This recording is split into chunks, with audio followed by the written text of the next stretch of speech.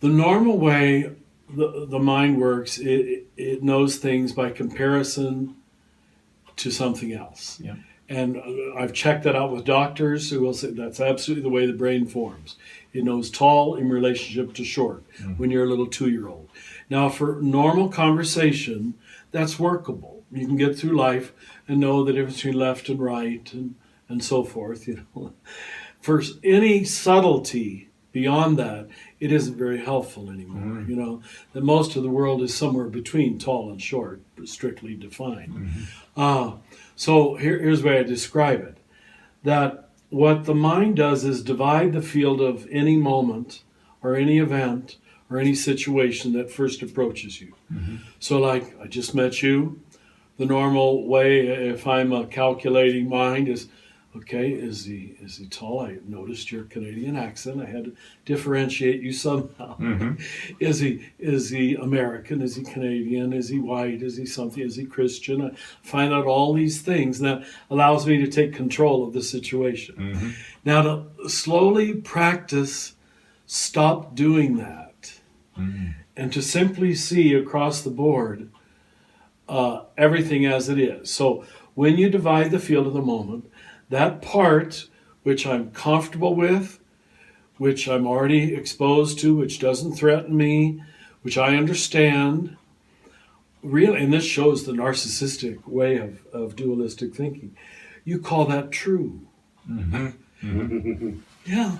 And that part of a situation which you've never been exposed to, threatens you, is outside your experience, you have no vocabulary for it, whatever, you call it false. Now, to stop doing that, to stop dividing the field of every person, event, idea, or new situation that comes toward you, that's what you're practicing in early stage contemplation.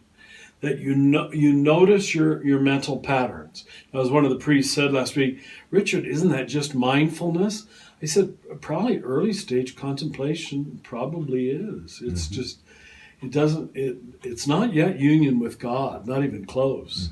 But if you do want to talk about union with God, I'll tell you that mind has a much better chance of getting there, because this Richard self is out of the way with its pretentiousness, with its full of itselfness, with its certainty about this idea or that idea.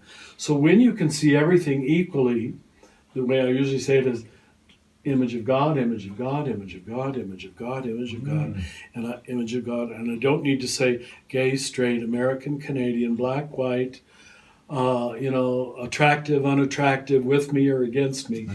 Now that takes work to retrain. So that's why it's a different mind. You're rewiring this. Through contemplation. To stop retraining, to start retraining this mind, which wants to pigeonhole everything. So I've been saying lately, and it seems to be well understood by so many people, better than I thought I even understood it myself, is that the opposite of faith is not doubt, as you know, I'm sure, but it's control. And to give up this controlling of every idea, person, event, moment.